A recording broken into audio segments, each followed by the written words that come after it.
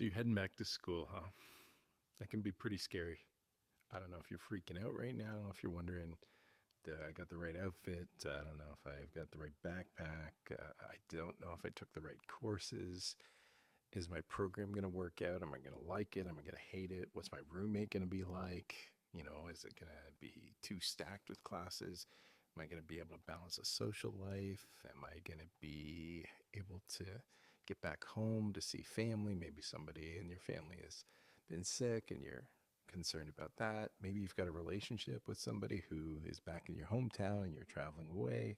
How's that going to survive? I mean, these things can freak us out, right? God's got you, and you've got this. Sometimes we think that we've got to have it all mapped out. And if we make one false move, one misstep, that it's all going to come tumbling down. And I got to tell you, it's just not that way. God doesn't work like that. He's a God of abundance, a God of grace, a God of provision, and a God of planning. And he knows the plans that he has for you, plans for good. He's got a hope for you, a future that won't be cut off. So yeah, you might have some twists and turns and you might have some setbacks. It's okay. None of them are irreversible or irrecoverable. I mean, the Bible's filled with stories of people who had setback after setback. People who stumbled. I mean, David messed up big time with Bathsheba, and God used him still mightily to be a great king because he humbled his heart. And he presented himself in a way that said, how can I be the best leader, the best servant, the best father, the best husband, the best friend, the best soldier, whatever it was. And for you and for me, I think we need to take heart and say, yeah, it's going to be challenging. And maybe these fears are some of them might actually come to pass, but that's okay. We can get knocked down and get back up. The Bible says the righteous falls 7 times, but each time rises again. I myself had quite a bit of a journey going through school. I went to 3 different schools before finishing with my first university degree. And about 10, maybe 15 years later, I ended up getting a master's degree in international human rights law from a pretty cool school that I never thought I could get into. I still don't think I actually got in. I think somebody else got in, and there was a mix-up in names, but don't tell anyone.